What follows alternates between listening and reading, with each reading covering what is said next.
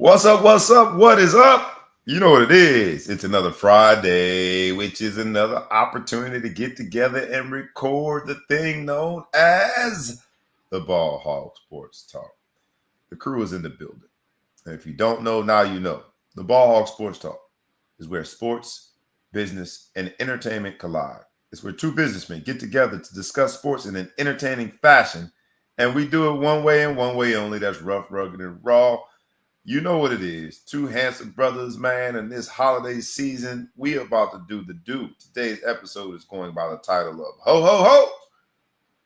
Wait to the other side of the introduction. You'll hear more about that particular title. But we're going to get in today, y'all. I know that everyone is probably a little tired. We started a little later for you to get a little more coffee in your system and get a little more excited about the Ball Hog Sports Talk. But with no further ado, boys and girls, cats and rats, dogs and frogs, anything and everything in between, amphibians and all kinds of things. Get ready for the experience because the Ball Hog Sports Talk is coming to you now. So let's go. Wake up, wake up, wake up, and stay woke because this is the Ball Hog Sports Talk with your boy, B. Brown. ESQ, a.k.a. the Ball Hog, a.k.a. the Mouth of the South. This is the place where sports, business, and entertainment collide. And we're going to give it to you rough, rugged, and raw, so come get you a spoonful, like some grits with butter and salt. You know how we do it in the South, y'all. Make sure you do not get caught in your feelings. Strap on your seatbelt and enjoy the ride. Come on, let's go.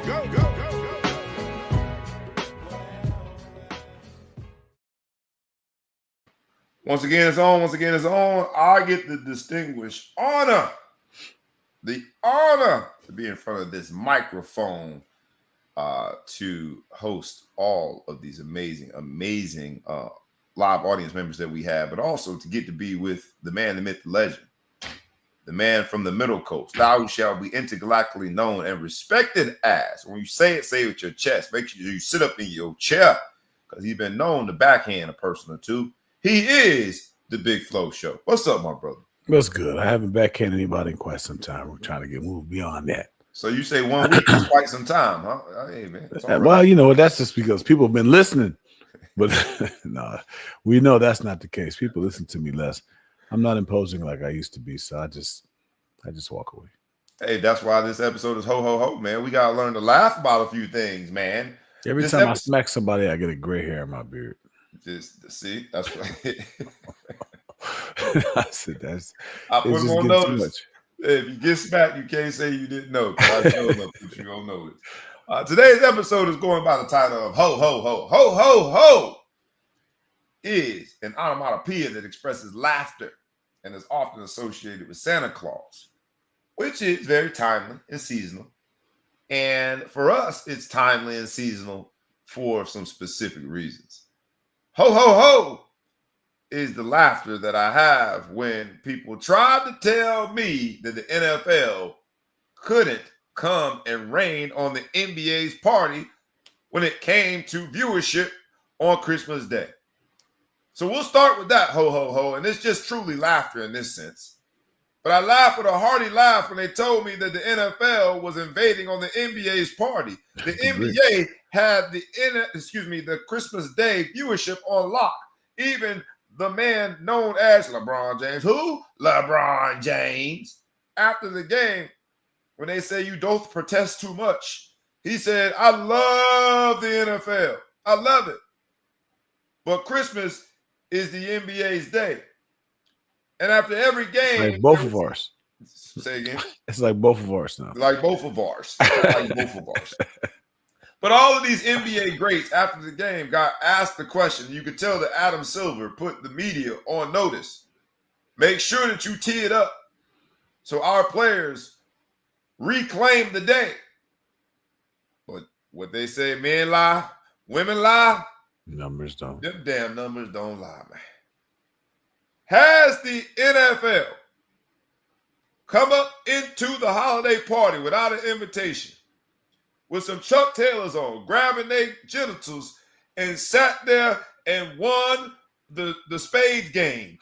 Domino, motherfucker. I put the dots on these motherfuckers. The NFL has come in uninvited, put their feet up on another man's coffee table.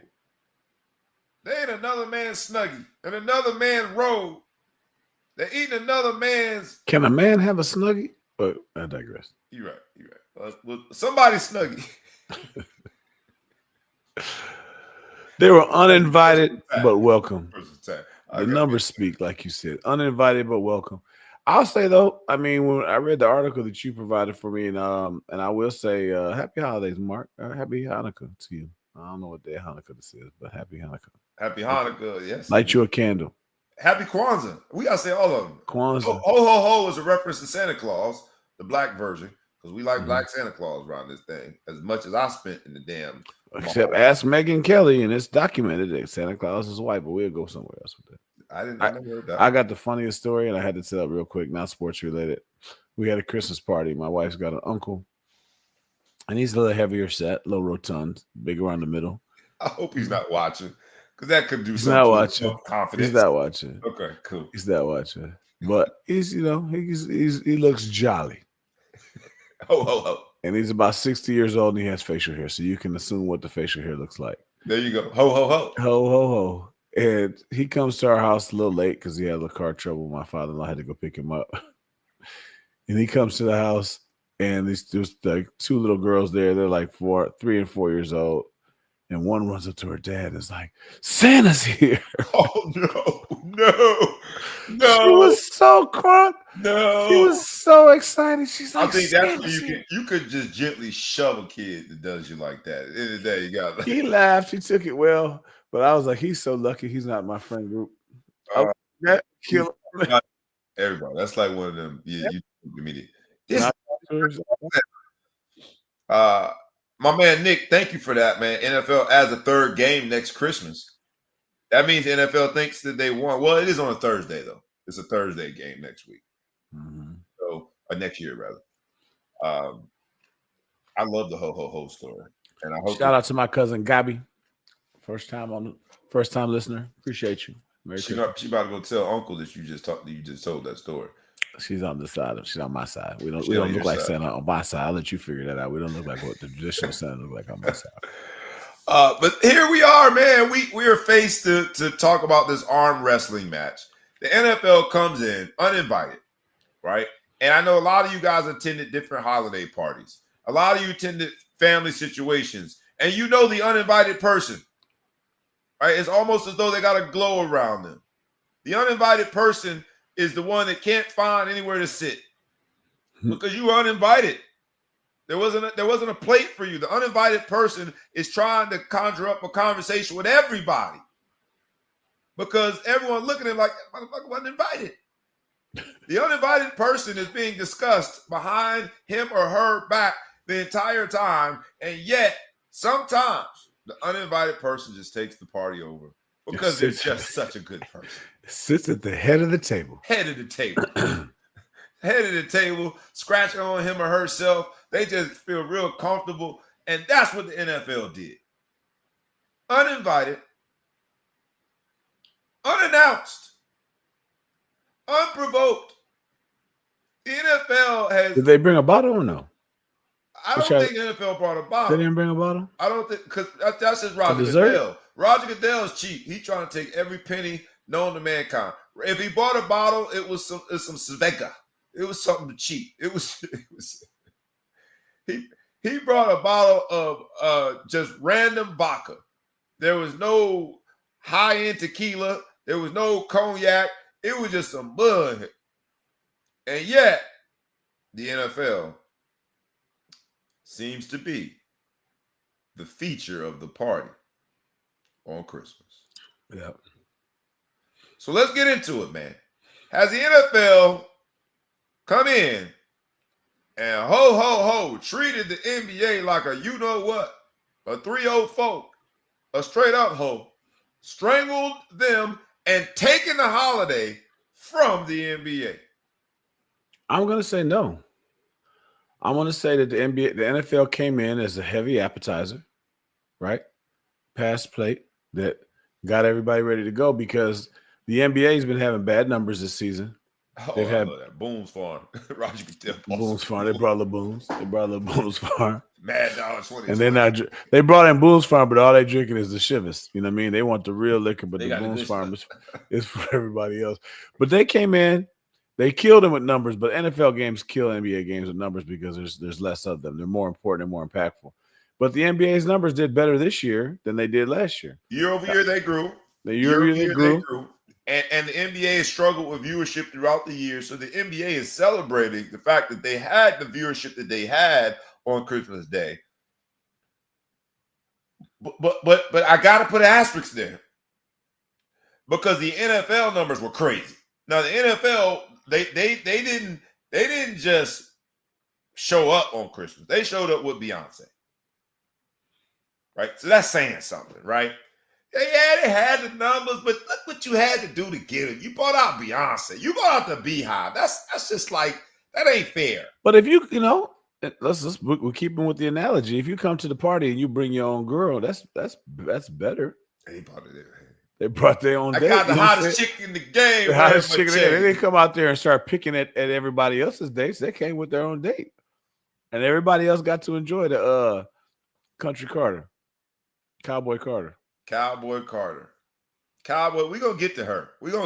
But that shit on side. I said no, we're gonna get right, but it's gonna be quick. Because I just want you to, if you had to say win, lose, or draw, you had to say it, you're forced to say one way or another, the NFL on Christmas, win, lose, or draw, looking at the prospects going forward. Knowing that both games were kind of lopsided, if we want to be real, right? Mm-hmm. They picked two games that they thought were going to be good games, Kansas City and Pittsburgh, the Ravens and the Texans, and neither game panned out in terms of competitiveness. Win, lose, or draw, on Christmas Day, the NFL came to the party unannounced, bought their girl, Beyonce, and forever, because now they add another game next year since it's a Thursday game, has forever hijacked what is the NBA's day. So much so that every single star, including LeBron James, LeBron James, had both protest that this is our day. Win, lose, or draw, NFL came to the party unannounced. Did they take over? No, I think they added to it. I mean, look at myself personally. I watch the games. I like the NBA, but I'm kind of like, I don't really get into the NBA. I watch the NBA playoffs religiously. I start to pay attention around the All-Star break. It's too long of a season for me. I typically would sit around, normally we hosted this year. So if I'm at my in-laws' house, I'll probably throw the NBA game on just because it's feel like there's less to do when you're not hosted, although I give my wife and her sisters the credit. They did most of the work for this party. But still, I was at my own house. I probably don't chill as much. At the end of the day, after I got done watching football, I found myself wanting to watch sports. And so I put on the Laker game. I wanted to see something. There was nothing else on. I just put it on like, it was either that or watch, Christmas Story or Friday. We got too many young ones for me to put the Friday after next or whatever. So my Christmas Story is something boring. So I put on the Laker game. Let's check this out. Let's see what LeBron's talking about. See Steph Curry. Nice little matchup there. But I feel like the football had me sitting in front of the TV, watching football, watching sports, and there was a spillover. Again, look at the numbers. The numbers were higher for the NBA now in a down year. So for you to go year over year better than last year while having football, when you have double-digit number decrease on cable and single-digit decrease on regular network TV, I'd say that it was a win. It's kind of like when you have a McDonald's and then they build a Burger King across the street. Both people do better. You know what I mean? Right. Yeah. You draw for each other.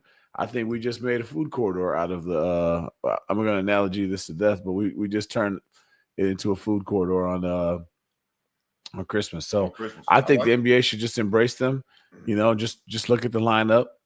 It's only going to be a couple games to see when you want to place those games. In NFL, I think, and we're going to get to Mark Osher because I do like that comment, and I think it'll give us a pivot to next topic. But before we get to that comment, which is a great one, the NFL tried to play nice because they could have been real nasty and just put it on regular TV. But the fact that it was on Netflix, and there are people that do not have Netflix accounts. You're looking at one of them. I'm 1983. I ain't streaming on Netflix. Whatever's on cable for me is on cable. Whatever's on Netflix is for y'all. It ain't for me. All right. So I didn't get to watch the games. And I'm still a purist. I'm like, nah, man. NFL is gonna take any penny known to man. Like, literally, you said it's like both of ours. They do feel like Debo in ways. And I love the game, committed to it, coach it, involved in it, gave a whole bunch of my brain cells to it on random fields across the world. But I'm a purist. I want to watch basketball on Christmas. The NFL kind of played nice by putting it on Netflix, wouldn't you say? Which turned out to be the second and third highest ever live Netflix streaming show. Right behind Jake Paul and Mike Tyson. Not right behind, significantly behind, but second and third. All time.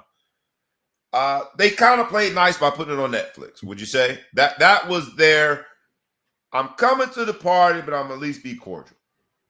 Fair? So we charge the higher cover charge so you guys can get all the free people? Is that what you're saying? That's kind of what it was. Imagine what the number would have been if it That's was almost a separate topic. I can't stand streaming TV games because I like to flip around when there's a game at halftime and maybe I'll catch a little bit of this, that. So in other words, in some ways, I feel like that makes it worse because, when I don't know how Netflix, you don't have Netflix. So Netflix is integrated with my cable. But when you go into Netflix, those in Chicagoland will know it's not easy to flip between channels. They try to make it seem like it's just another channel, but you're still logging in. So if you want to flip to another channel during a commercial, or timeout, it's a bigger deal. So you're kind of locked in to the Netflix experience until at least halftime where you are ready to log out and go to something else. So for that matter, it sucked. It would have been easier to go back and forth. So I don't know how much that helped. They did have more millions for these. I think the AFC Championship had their rival numbers for the AFC Championship. So yes, the world was thirsty for football on Christmas. I mean, you had to get the people what they want. Is that just what it is? We're addicted to football as a country. But you looked at it, it wasn't just America. Now the Beyonce thing, I think, made it global, which was brilliant. And hats off to those people that figured out how to not watch the game because it went up by like 5 million people when she got on. How did everybody know it was halftime? I think just through Twitter and all of that, people start, all right, Beyonce's coming on. She was the number one trending topic on Twitter. She killed it. I mean, she continues to kill it. We could talk about, we could talk about NFL versus NBA and go win, lose, or draw, whether or not the NFL did win the day or whether or not we call it a draw. Sounds like you're calling it a draw. They both were able to increase the audiences. Not hard to do for the NFL since they're so new to Christmas. Last year, I think, was the first year. But the real winner was Beyonce. It was a great show. She brought out a bunch of black country singers. She introduced some new material. Mm-hmm. She was able to bring her daughter out on stage with her. Now, these are all things that I've heard after the fact because I didn't watch the game. And she was at least able to leave people wondering because she did a teaser for something else that's coming out. Beyonce won the day. Again. Even in a time where she's under fire. Under fire. Her husband is under scrutiny for all of the Diddy party stuff. And yet silenced. She was the MVP for the NFL on Christmas. Wasn't even close. You had the potential league MVP, Lamar Jackson, balling out. But it wasn't even close. Beyonce was the MVP of Christmas. You had, from a basketball standpoint, 2 first ballot Hall of Famers that have carried the NBA for the last, call it 15 years. In LeBron James and Steph Curry. And yet, Beyonce was the MVP of Christmas. Her star power is on a different level. Now, I know that there have been several country music purists that have taken issue with her content. And like everything that has been politicized, because of her endorsement of a particular candidate, there were people on the other side of the political aisle that took issue with Beyonce being the face of the NFL on that day and therefore hijacking Christmas. But I say to all of you who take issue with the Bee Hive, change channel, from the bottom of my heart, ho, ho, ho. The laugh's on you, mofo. She got it, bro. She got it. She's, you know, and we look back on that whole Kanye moment. I heard him interrupting Taylor Swift and talking about, of all time, I gotta agree with Kanye in the sense that from star power standpoint, she might be the greatest of all time. She is taking star power to a whole nother level in the midst of all of that, with the NFL trying to encroach on the NBA's territory on Christmas. Beyonce single-handedly in the middle of 2 very lackluster, average games, she single-handedly put the NFL on her back and led them to the numbers that they had. Shout out to Beyonce. Shout out to the Bee Hive. I ain't never going to say anything negative, because if you do, you're under full attack and they buzzing, baby. The Bee Hive is buzzing. Beyonce is next level star power, man. Next level. Have you ever been to a Beyonce concert? No. I would go, though. You will go? Mm-hmm. Would you faint? I might throw my drawers on the stage. Does that count? Is that a buzzkill? A triple X draws flying on I don't know where to go from there, man. It may come down so slow. I don't know where to go. I think it's a prop. Draws on the stage. Wow. Isn't that what you're supposed to do? You're really I think that's sort of a sign of endearment. That's a gesture of endearment. But it's also a sign of ho ho ho. I might get I might get kicked up out that joint, but I got a story to tell. I'll bring some draws in my pocket so it don't have to be so dramatic. It might be children at the concert. Oh man, Beyonce is her, man. As my man Nick says, shout out to Beyonce. Shout out to Beyonce. Hey Nick, can we switch the profile picture when you watch the show? I feel like you're tired of us. With that look. That's a good wife too, though, bro. I mean, she literally silenced all the conversation about her husband related to said allegations with one performance. And no pressure, Kendrick Lamar. But damn, Beyonce did her thing on Christmas. Yeah. I don't know if Kendrick Lamar, Lil Wayne, or anybody else has the cachet, right? Has the connectivity. Because no one dislikes her. No one dislikes. Well, I mean, there are country music purists that are now disliking her. I think that has something to do with the hue of her skin. I don't want to put that out there without any merit, but I think there's enough merit there, because there's nothing to not like about her music. There's nothing to not like about how she is also providing a platform for Black country music artists that have never had a platform. There's nothing to not like about the fact that she's a historian in ways, as well as she's putting history in front of us and letting us come to terms with Black country music is something that's been around for a while, right?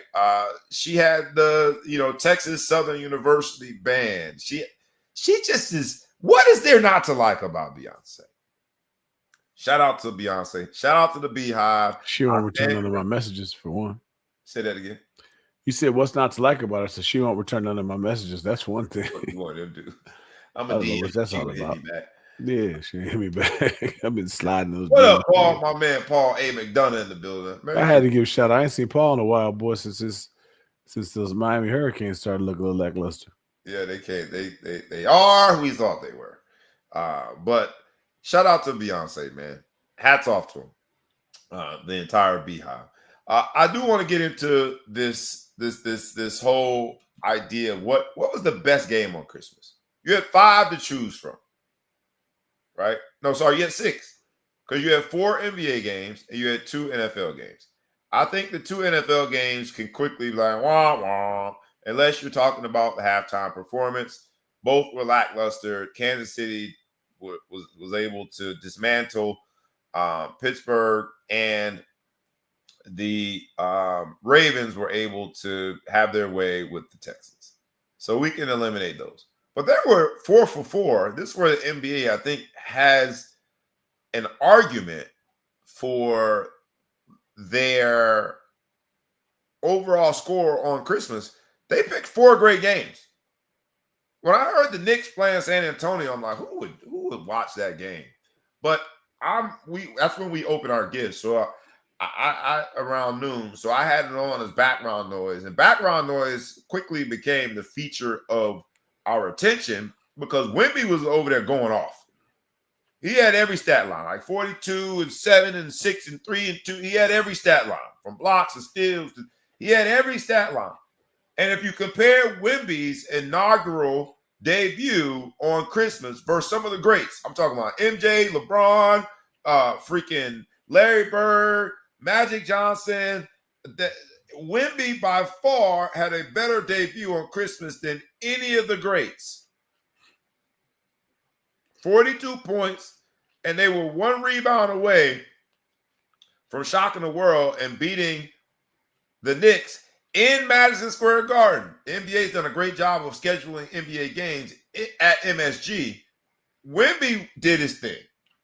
And they literally were 1 rebound away. They just had to get a rebound. They gave him 2 offensive rebounds, and the Spurs going to spur. But then you had some other great games. The 76ers in a nail-biter where Embiid got hurt in warm-up. And what? In warm-ups? Getting off the bus. Getting off the damn bus. Getting off the bus.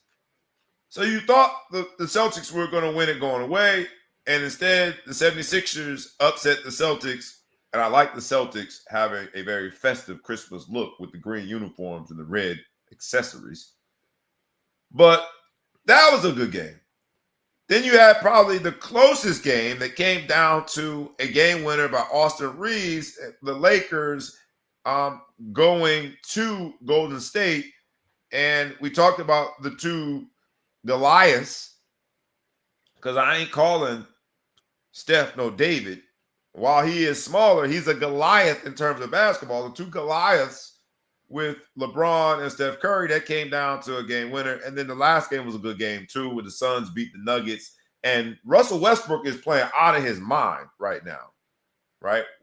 Where he needs a little more credit. What's your best game and why? I think I know what you're going to say, but give me why. I'm going to say the Laker game was the best. It was close. I can't believe that me and your buddy Paul are going to agree, so I had to put this out there to say that we do agree. I think just to kind of come out and have 2 megastars on the court on Christmas Day and have it come down to 2-point game, even though Mr. Glass got hurt on a non-contact injury, probably out 7 months with the ankle. They were able to come back and win the game. So I think that worked out good. I enjoy from a football standpoint, probably the Ravens more just because I see, like, Lamar was on display. Lamar Jackson surpassed Michael Vick for the all-time leading rusher as a quarterback in NFL history in that game as well.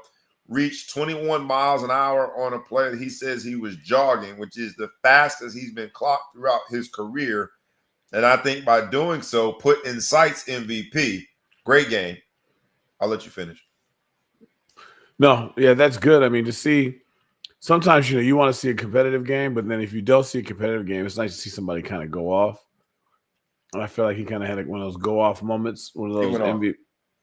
Yeah, he went on. One of those get off moments where he's going to become, make the argument for the MVP. Hopefully, can pull away and see if he can get it from Josh Allen.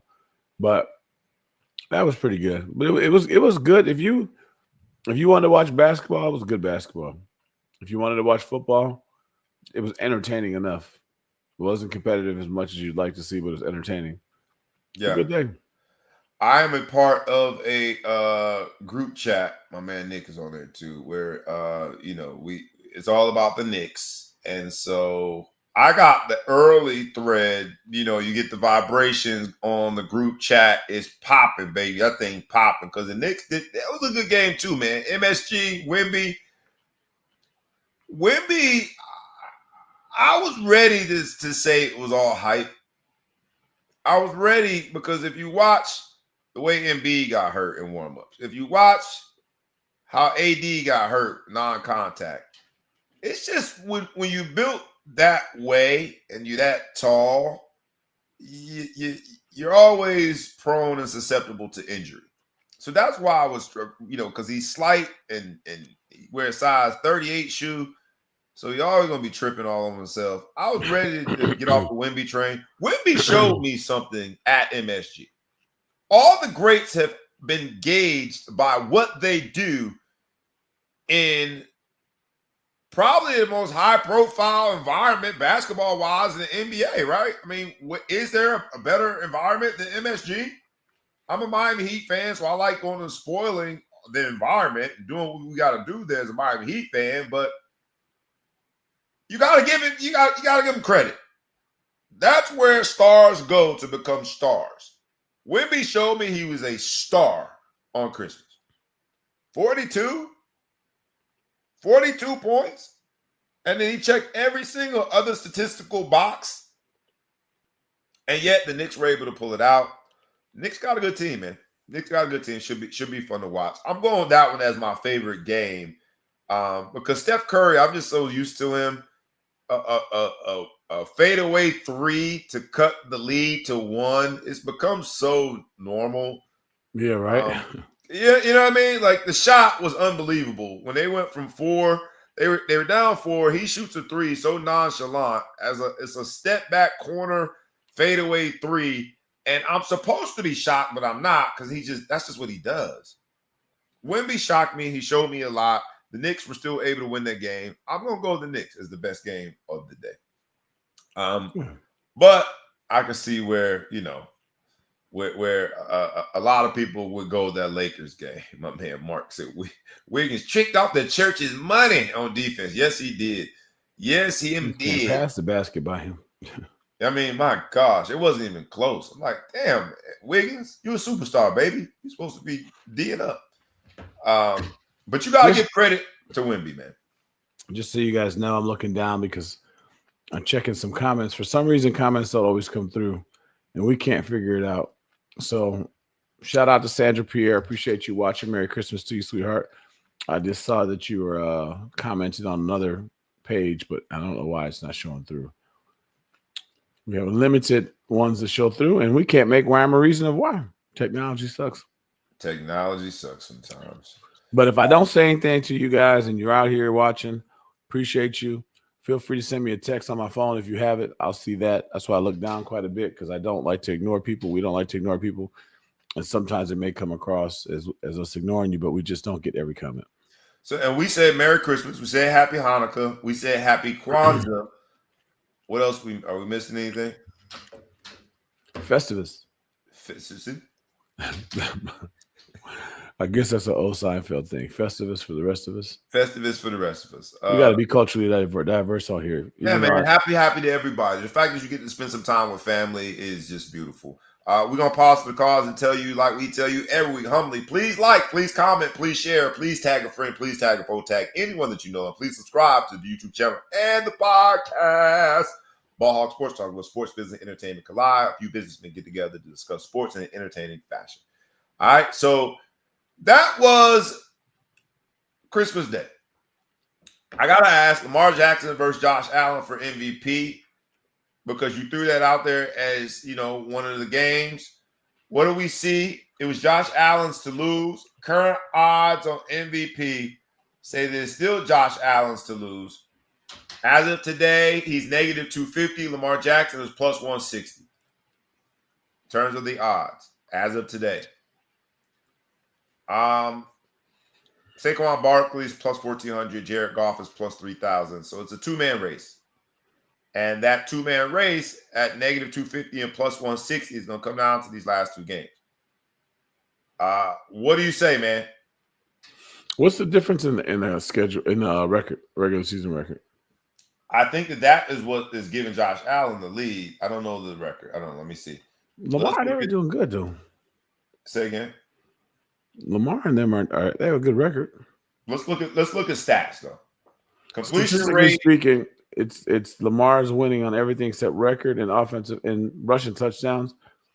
Not that that's an excuse, but when you got Henry, there's a reason why you don't score as many touchdowns. Completion rate 63.8 to 67.9. That is Josh Allen versus Lamar Jackson. Lamar Jackson I got a higher completion rate of 67.9. All right, passing yards, you got 35.49 to 39.55. Lamar Jackson has more passing yards with 39.55. Passing TDs, you got 26 to 39. Lamar Jackson has more passing TDs with 39. Interceptions, you have 6 to 4. And that means that Josh Allen has more interceptions, which is not a better stat. Yards per attempt, 7.8 to 8.9. Josh Allen, 7.8. Lamar Jackson, 8.9 yards per attempt. Passer rating, 101.2 to 121.6. Lamar Jackson has a better passer rating.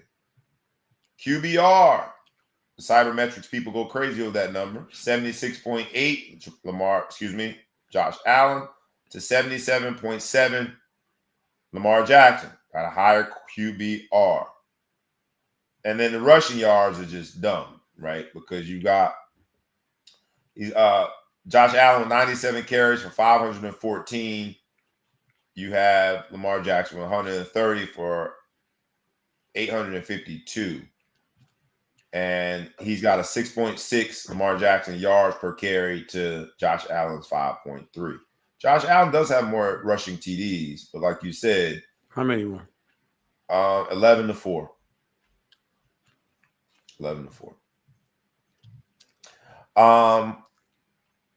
Gosh, everybody was ready to give Josh Allen the MVP, and then Christmas happened. Yeah. Does the Christmas game alone change the dynamic? If you got to vote right now, you look at all the statistical categories where Lamar Jackson is leading. Yeah. But then you see the record that Buffalo has and the position that they put themselves in for the playoffs. You've got to vote. And some would say that they gifted Lamar Jackson his previous MVP. You've got to vote. Who gets the MVP? And I'm asking anybody in the live audience asking you the same question. I'm asking you the exact same question. I agree with you, Nick. Wemby is a problem. Now it's going to be a bigger problem soon. I agree with you there. We digress. I digress. I ask you the same question. You're looking at all the statistical categories where Lamar Jackson is better than Josh Allen. Every single one that matters, that we normally consider matters as a quarterback. But Josh Allen and the Buffalo Bills have a better record. By 2 games. I ask you, you've got to vote. I ask you after watching the Christmas game. We normally judge players in the biggest moments. I mean, Beyonce performed in that damn game, man. I ask you, who gets the MVP? What say you, Big Flo Show? If you ask me what they're going to say, because I think they want to give it to Josh Allen, it's kind of like when they wanted to give it, they were really trying to give it to Embiid, and I don't think he deserved it. They're trying to give it to Josh. Got robbed a year though. Embiid got robbed one year. year. Robbed a year, and then they gifted him. They had a makeup call, and they gave it to him next year. But my point is, I think they're going to try to justify it. Let's see what happens these next 2 games. If they're a 1-game difference, the records are thrown out. I don't know if Josh Allen even plays their last game though. That's the other 2 thing. games left, right, or 1? I think they have 2 left, but I don't know that Josh Allen plays in their last game just based on the seeding, and you don't take the risk. I get it, but it's your resume. I mean, you really are stretching now if you say, "Well, he didn't play and they could have won." They played. If it's a 4-game gap in record versus a 1-game or a tied, you throw that out. Rushing touchdowns for a passing quarterback when the one guy has more yards by a lot, it's hard to do it. Now the argument 300 plus more yards. Yeah, it's a hard. They're going to argue that Josh Allen doesn't have Derrick Henry to help things out, but you could do that. And you make the argument that because the Ravens have Derrick Henry, it hurts the total number of rushing TDs for Lamar Jackson. Yeah, because why are you going to have him run in the red zone when you got Derrick Henry right there? It doesn't make sense. So some of these easy touchdowns that quarterbacks are getting easier. There's no such thing as an easy touchdown in the NFL, but some people are getting these 2-yard. He's leading the NFL in rushing because he's running the meat of the field. He's running when he's getting you down there, and then he gives it to the big savage that he has to go get through. So my point is, I think Lamar Jackson should get it. I think they're going to try to find an angle to give it to Josh Allen. I asked those in the live audience same question. You got 1 vote. You got 1 vote. Did that vote change on Christmas when you watched Lamar Jackson do Lamar Jackson type stuff? After the game when they said that you clocked at 21-something miles an hour, the fastest you've ever been clocked in your NFL career, he said, man, I was jogging. He kind of was. That was that one little sweep, little off-tackle joint. He sure wasn't opening it up. He's like, I was jogging. I ask you the same question. Who's your vote? Who gets the MVP? Look at this camera right here. Who gets the MVP? We're at that point in the season. I don't want to hear no politically correct nya. Today's episode is ho, ho, ho. Whoever don't get it gonna feel like they got hoed, baby. And they ain't gonna be laughing much. Who gets the MVP? It's only 1 trophy. Lamar. And if we are talking about legacy, we're talking about Hall of Fame. This is why I don't like the political sort of, Lamar got it before, so now we give it to Josh Allen, because the same people 10 years from now will be having a legacy conversation pointing to accomplishments in someone's career and will use the number of MVPs to defend a particular statement. So let's not be politically correct. If Lamar Jackson deserves the MVP, I want to hear you say it. If Josh Allen deserves the MVP, I want to hear you say it. Who gets the MVP this year? There's only 1 trophy. There's only 1 trophy. I think I'm giving it to – I'm biased, though, man. I got to be honest. You know what I'm saying? 954 Bryan County boy, man. Get that doggone trophy to Lamar Jackson, man. He's electric. He's electric. But fuck Saquon, huh? So if he gets 2,100 yards. I don't think, and Saquon even breaking the record, man, I don't think a running back can get it anymore. Just the way these offenses are structured, I don't even think it's even possible for a running back to get the MVP anymore. What if he steps up and breaks the record? Look, right now his odds are like stupid low, like dumb low. Like, negative. I went from. He hurdled a man backwards. He got his own money. He did hurdle a man backwards. That's one of the things. He got it. What? He hurdled a man backwards. That is one of them things, man. It's an outlier. You ain't seeing that all the time. You're not seeing that all the time, but I gotta go with it. Bryan County, baby. Give it to Lamar Jackson. Action Jackson, another MVP. All right, let's move on. I did want to make sure that we brought out at least some of the predictions, college football. It's that time of year, man. It's that time of year. We've seen some bowl games. Before we get into the predictions, actually, I do want to talk about yesterday's bowl game. 6 overtimes. Toledo versus Pittsburgh. Pittsburgh had a chance at maybe the half-yard line. I don't know why on third down they passed the ball. On the half-yard line, they got a chance to go win it. I think it was the second overtime. And instead, they kicked 3. And the commentator saying, why not just go for it on 4th and end the game? Because now you got to move it back. After the second overtime, it now goes to a slew of 2-point conversions, basically. Yeah. They were closer on 4th and inches than they were at the first and goal or whatever, the 2-point conversion. Do you think Pittsburgh should have gone for it on 4th and ended the game one way or another, win or lose, or were they right to keep the game going? I can see both sides of it. I think he was thinking like, look, I like my chances that I can score more times for the 3 than you can. And if I stop at the 1, it makes you question. If you think you can score from the 3, you have to think you can score from the 1. You would think. You would think. It opens up the door for more stuff. They won. So God bless them. He was right. They won. No, Toledo won. Pittsburgh lost. Yes. That's not who could have went for it, though, right? Yeah, it was Pittsburgh who could have went for it. They stopped in the second overtime. They stopped Toledo and made them kick a field goal. They get the ball back, and it's from the half-yard line on third down. Inexplicably, on third down, they try to throw the ball.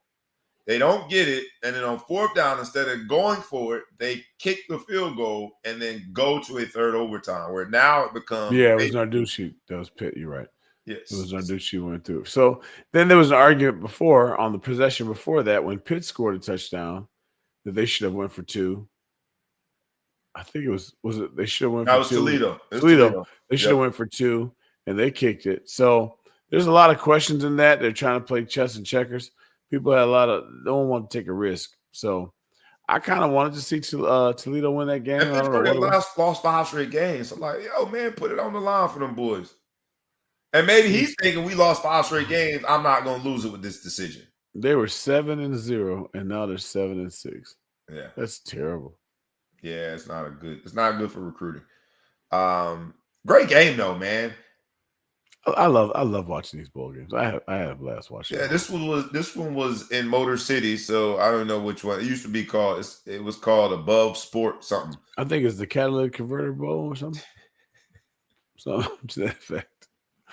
They get you in Detroit. Sorry for my Detroit listeners, but you guys are known for something. We're known for pizza. Y'all known for catalytic converters on cheap, on the low. Great game though, man. And what I have noticed this year, and it's worth saying, versus other years, is there's a lot less opt-outs.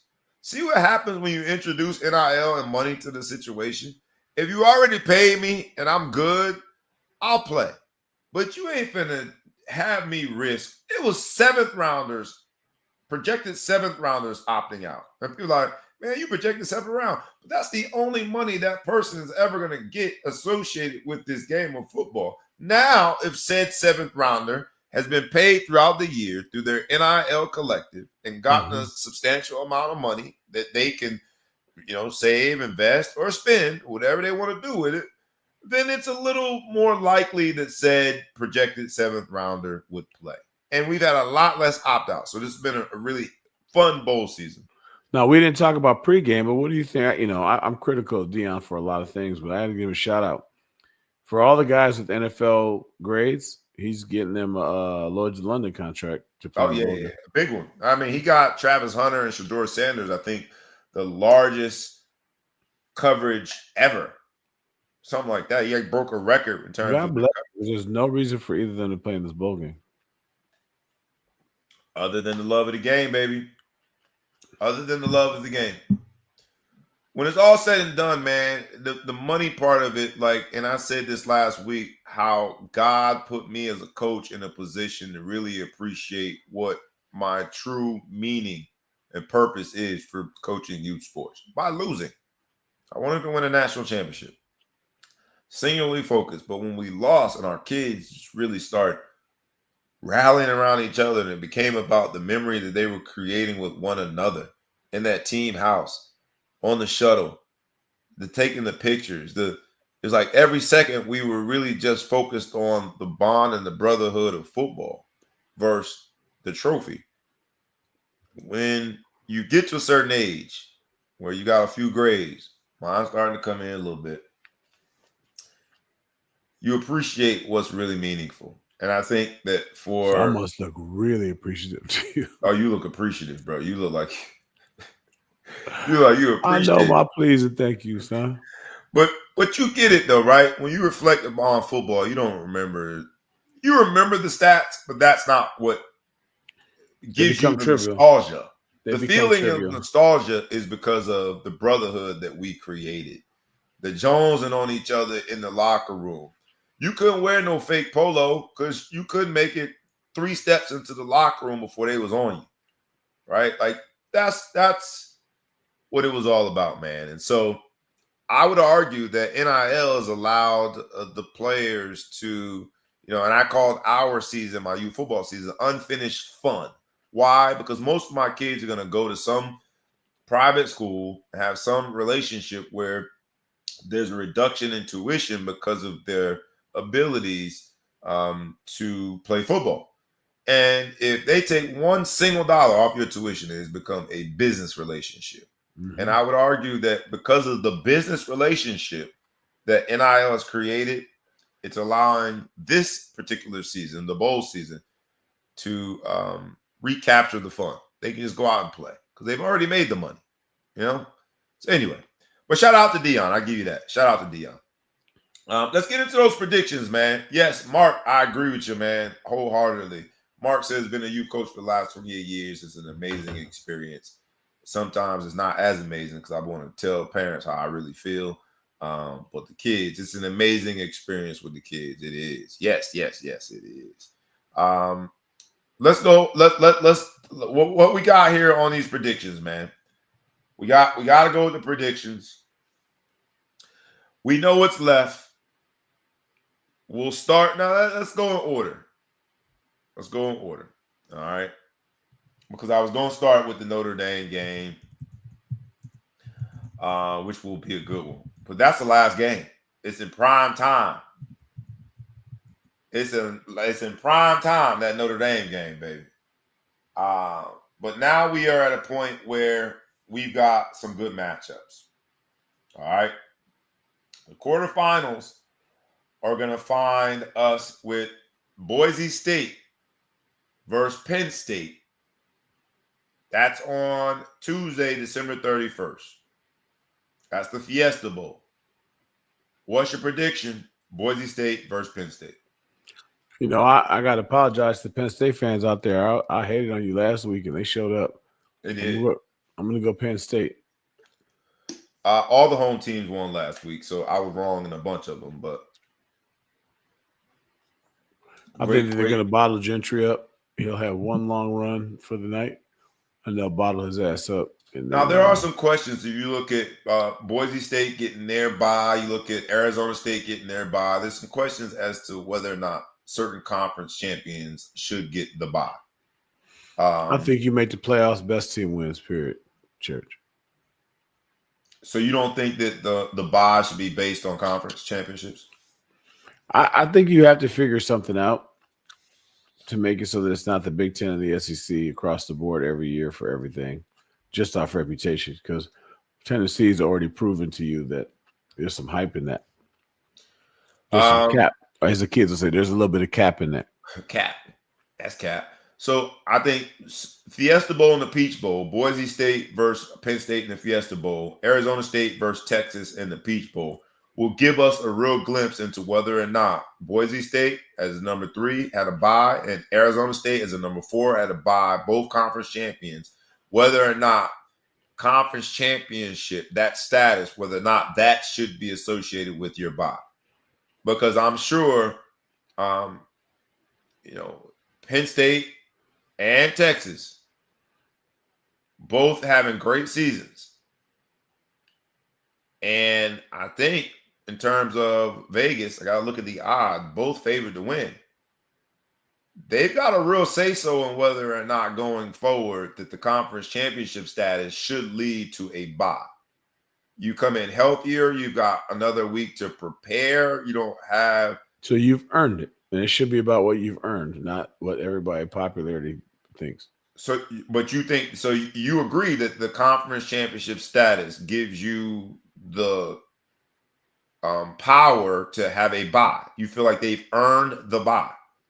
I do, because conferences ain't the same. That's not all conferences are the same, but really it's the Power 4 conferences plus the highest at large conference, right? They're trying to make it as fair as possible.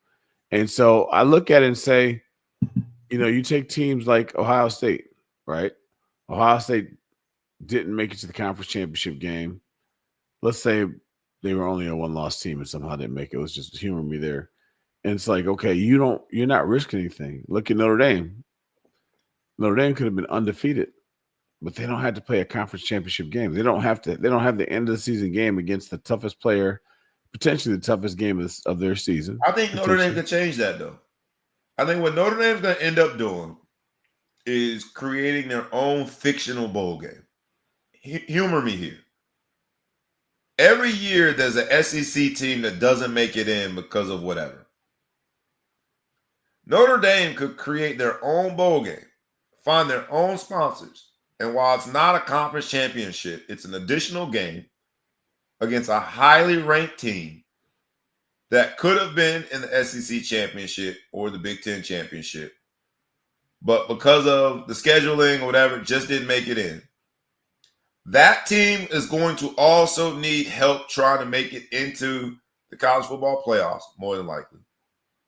So Notre Dame and whoever that mythical team is, second or third in the SEC, or second in SEC West, but they don't make it in.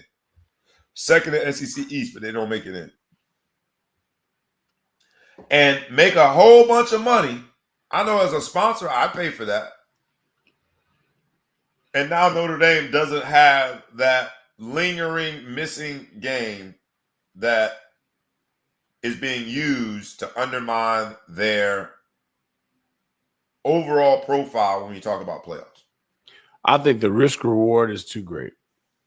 Okay, so if they're undefeated and they win that game, they can make it to the top 4 potentially, right? Still under consideration, could make it, maybe don't make it, because you're still not going to beat the second best team in the SEC. You'll beat the third best team theoretically, if that third best team it feels like they need to get in, because there's 3 SEC teams this year, right? Texas, Georgia, and Tennessee. So the third best team already got in.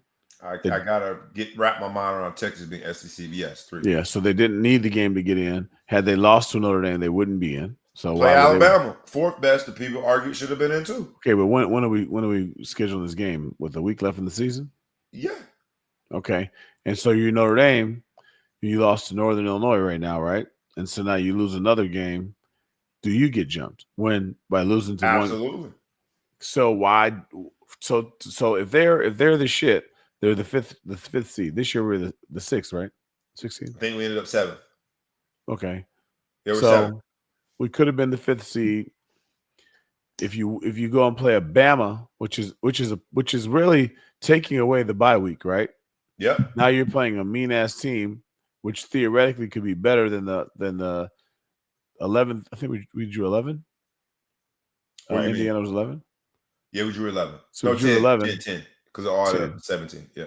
Right. So if you think about the risk reward, you're going to play this game to maybe move up to a bye week, or lose it, hopefully get in, still have to play. It just doesn't make any sense to me. It doesn't. It's so much risk for so little reward. It is a lot of risk. The reason I like it, and it'll probably never happen. The AD, if you send this clip to the new Notre Dame athletic director, he's probably going to say, "Ho, ho, ho," laugh heartily at the suggestion.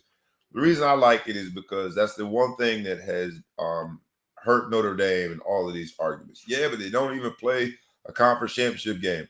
It is also the one thing, as a true independent, if you look at the financial stream that would be possible from said hypothetical game, you're making big time money because you don't have to share with any conference members. And there'll be a title sponsor that will step up and host that game. And I think that Notre Dame's at the point from a from a program standpoint, that they want to be in the conversation with the big boys. They want to dance with the big boys. Put up or shut up. Put up or shut up. That's just my thing. Because now you're saying even an undefeated Notre Dame, the best they can do is a 5 seed. To me, that just seems to... Now, this year, you're right. That would have been quite a risk. We lost to Northern Illinois. We showed what we can be on a bad day. But, the recruiting, I think, is excellent right now. I like where Coach Freeman has the program. I like that we are in the conversation with the big boys. But the truth of the matter is that Notre Dame is on the outside of that conversation only because they're not in a conference. And I think there's a way around that by creating this extra game that's both financially rewarding for Notre Dame and strategically rewarding for Notre Dame when it comes to positioning for the playoffs. You heard it here first on the Ball Hog Sports Talk. If y'all take my idea, just shake me off a little something, man.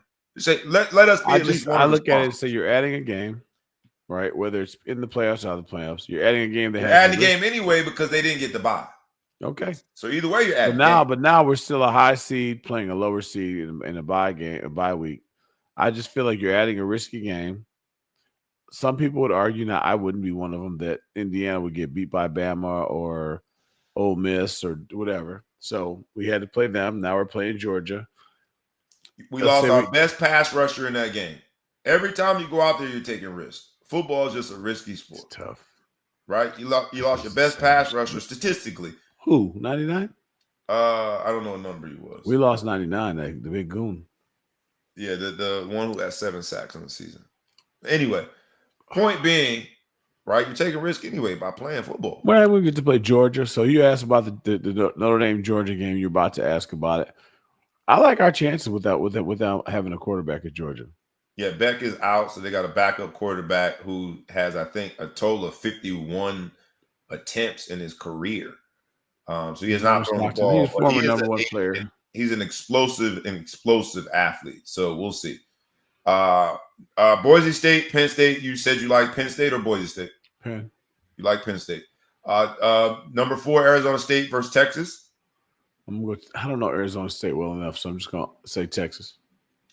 All right, so now you got Boise State that you're picking to lose and Arizona State that you're picking to lose, who both got a bye. So you're making my point for me. Rose Bowl is Oregon versus Ohio State. I guess game of the week. It was a 1-point game before, and it was at Ohio State, right? Say that again. It was a 1-point win at Ohio State. No, wait a minute. They got what's this? Number 1, Oregon. They play Ohio State. They play Ohio State. That's right, because Ohio State whooped up on Tennessee. You're right. So Oregon plays Ohio State. Tough, man. If the Oregon that beat the shit out of Tennessee shows up, I mean, Ohio State, I would take Ohio State. But Oregon showed me they're the best team every game this year. But they've been the best team in the stadium every week. They haven't been the best team in the country, which we all know doesn't matter. They've had a lot of suspect games. Not a lot, but they've had their share of suspect games. Mm-hmm. It's anyone's game here. Where are they playing at? In California? California. Rose Bowl, baby. I'm going to call the upstate and say Ohio State. You're going Ohio State over Oregon. Ohio State looked good last week. And then the semifinal games on January 9th through 10th will be Orange Bowl on the 9th, that Thursday, Cotton Bowl on the 10th, that Friday, and the national championship game is going to be in Atlanta on January the 20th. So we shall see, man. All good picks. I'm going Notre Dame, and then the rest of the picks, I'll just go with you on that, man. I want to get through these quickly because we gotta talk about Travis Hunter's significant other. This episode is going by the title of Ho Ho Ho. And unfortunately, right, this man has been put into a position to defend the honor of his significant other. This Heisman Trophy winning electric football player that has done everything on the football field, averaged like 100 snaps a game, playing offense and defense, He has not only been an electric wide receiver, so much so that people thought he could win the Blitnikoff and the Jim Thorpe, but he won the granddaddy of them all, the Heisman. All right, but he has had to be more defensive off the field, trying to defend the honor of his fiance. And I don't know how far we can go before it's out of bounds, but we do it one way and one way only here on the Ball Hog Sports Talk. That's Rough, Rugged, and Raw, where two businessmen get together to discuss sports in entertaining fashion. This shit is entertaining. There's a lot of new videos that are surfacing with said fiance that has shown a past that would be qualified as, I don't want to call it promiscuous, because it wasn't anything too out there, but there are some questions, man. I think the term is for the streets. For the streets. And look, everybody's got a pass. Everybody's got a pass. And if you can't accept that, then you're in denial and you're dumb. I think Travis Hunter has done everything to say he is fully aware and accepting of whatever past his fiance might have. But it just seems as though every day is something different, man. So on this episode, that's going by the title of Ho, Ho, Ho, are we kidding ourselves as the laugh on us? Are we being a hoe by even bringing up some things? Or is she for the streets? She for the streets. I ain't going to call her no garden tool. But damn it, I'm sick of seeing these videos surface, man. Look, as a man who's been married for quite some time and a man who has a daughter that's closer to Travis's age than not. Let's say that. I have a problem. I mean, look, I'm a 70s baby. You know what I mean? I grew up I grew up before the beauty of yoga pants and half shirts. We would flannels, big jeans, and you know, we had to have our imagination back in the day, right? And girls had strict boundaries in public on how you could act. Now it's a little bit more free. And I have to realize that I am the old head here, right? I do have all the wisdom in my beard and a cul-de-sac on top of my head. So I get it. I'm not him. But at some point, cul-de-sac? A cul-de-sac, yeah. My bad. I can let that one go. I like that. Okay. This one dead end, so it's a cul-de-sac. I live on. Yeah, better I say it than you, right? But I mean, Travis, you're about to go into some situation. I'm all for like LeBron marrying his high school sweetheart. You know, you like to get the one that was with you before you were somewhere.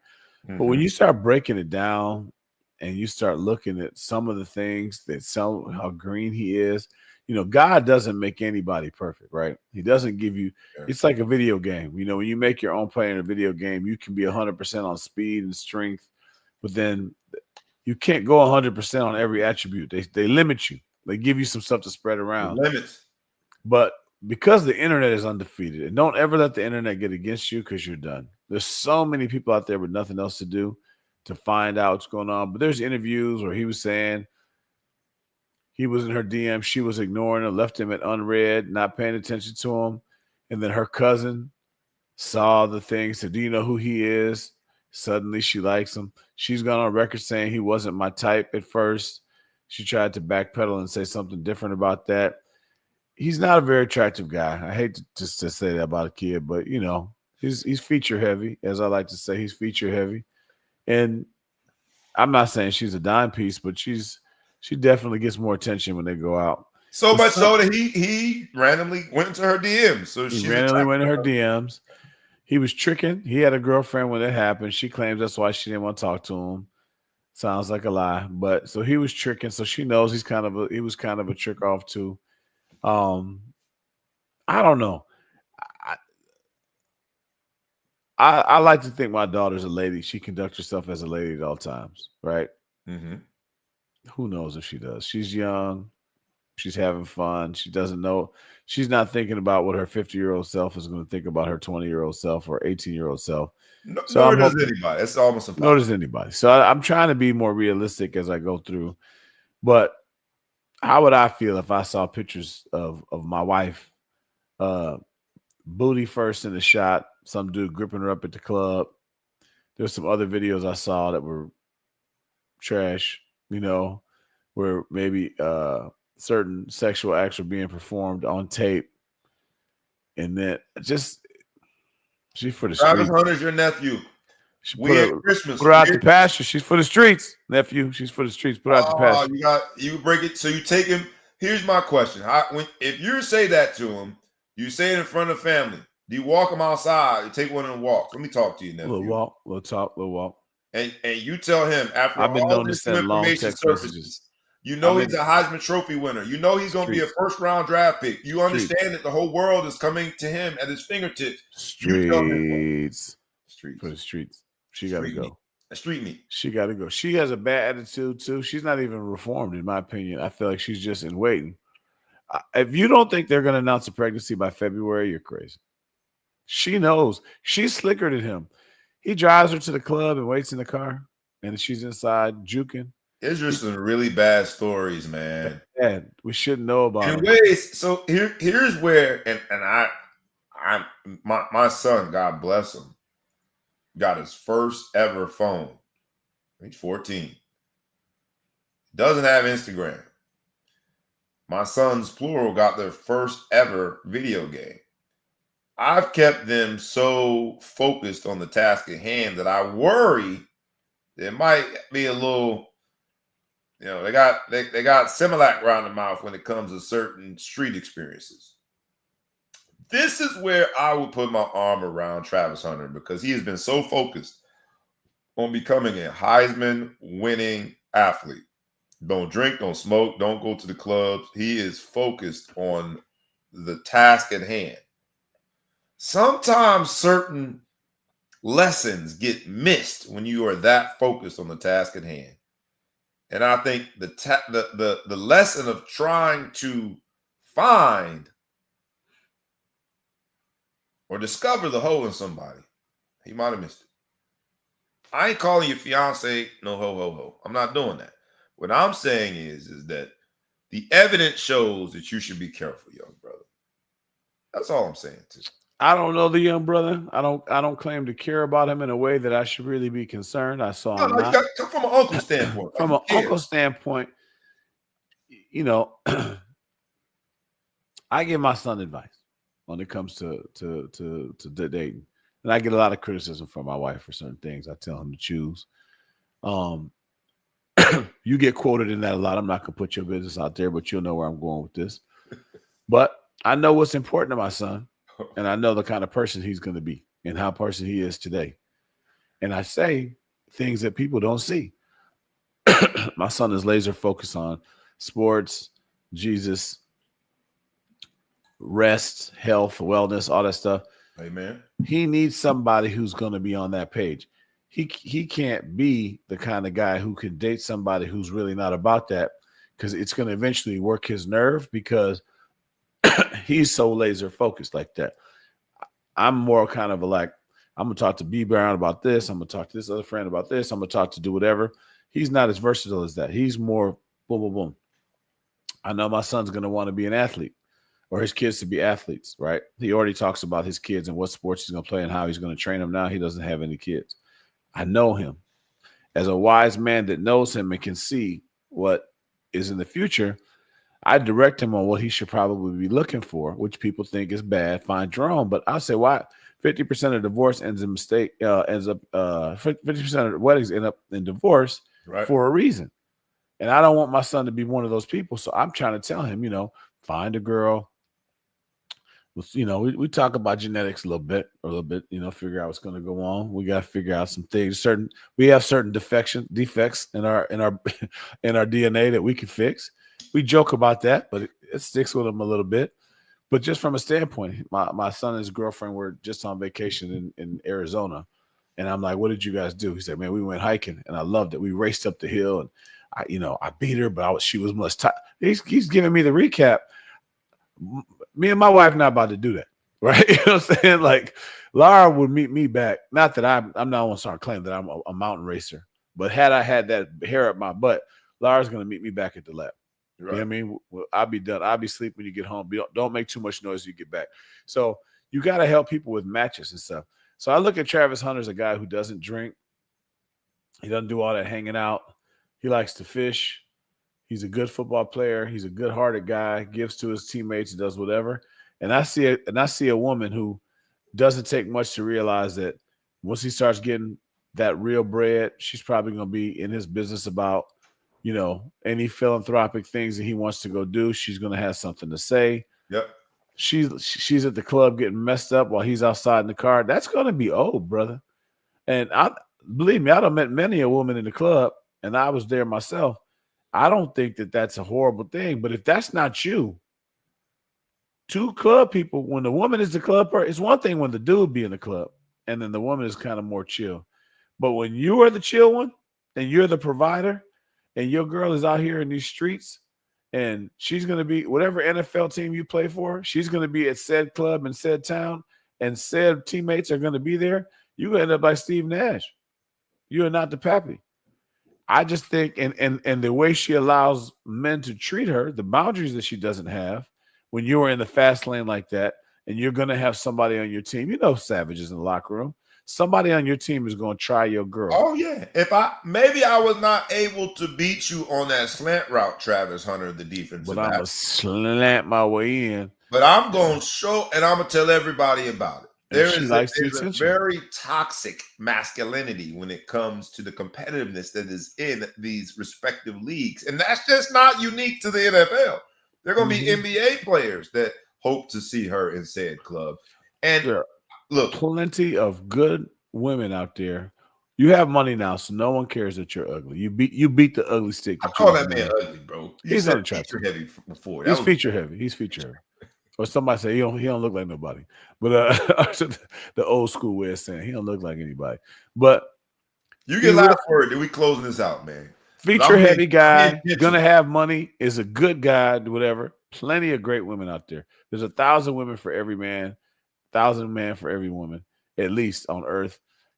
Go on, throw this one back. You know what I mean? She didn't. You put her on the ruler. She didn't quite measure out. Go on, throw her back. You'll be all right. You'll get over it before you get your real money. Fishing analogy for this one. Yeah, you fish. Put your pole back in the water, man. Get you something else. Get you a little something else. I think this one right here she's not working out. We talked about on this show probably 2-3 weeks ago, short-term investing versus long-term investing. And if I was his uncle and he took that walk with me, I would say it seems as though, now you can't really put a measuring stick, or you can't put a microscope into someone's heart, but it seems as though this particular young lady has decided to have a long-term investment. And you got to be careful when you are the stock that has been purchased and not even realizing that she's just an investor. That's what it seems like. Now, I could be absolutely wrong. If he ignores all of these warnings from Bow Wow and anybody and everyone who offered an opinion, because he is a young man, so to be dealing with this emotionally and psychologically, I feel bad for him. You can tell that Dion is starting to feel bad for him because this is as public as it gets. So if he chooses to ignore it and he chooses to walk down the aisle with this young lady, he said that he was going to get married after the first training camp. If he chooses to, I'm wishing him nothing but marital bliss. God bless you. But if he were to listen to me, I would say just be careful, because when it look like a duck, walk like a duck, quack like a duck, normally that motherfucker is a duck. And I've seen a lot of ducks, proverbial ducks, when it comes to being salacious in their behaviors. Chicken head comes to mind more than duck. Chicken head. But I hope it works out for that young brother, man. I don't know why that keep coming up, but Travis Hunter, we wish you nothing but the best. This episode has been entitled "Ho Ho Ho," and like we said, not only is it laughter, but there's a whole lot of meaning in that. The NFL has done its job of being Debo and coming in to the NBA. We talked about some of the great college football playoff games that are coming up. And we ended it with a little bit of friendly conversation about some of the pop culture discussions as it pertains to the Heisman Trophy significant other. But I hope it works out for that young brother, man. He seems like a really cool young man. And so that's the other part of it that is cool, is that people are offering advice because they seem to want to be protective of a really cool young man. We did not get into Deshaun Jackson being reportedly in the last conversation to be the new head coach of Delaware State University at HBCU. We know that Michael Vick is the new head coach of Norfolk State University. He brought out Allen Iverson. But it's really cool to see this transition from NFL to. What do you mean brought him on? He's a coach? He's the head coach, Michael Vick. Yeah. I know. What about Allen? No, brought him on for the announcement. Got it. Yeah, he brought him out. He brought him out. So been a great episode though, man. Let's keep enjoying this great football, man. Let's keep doing what we do.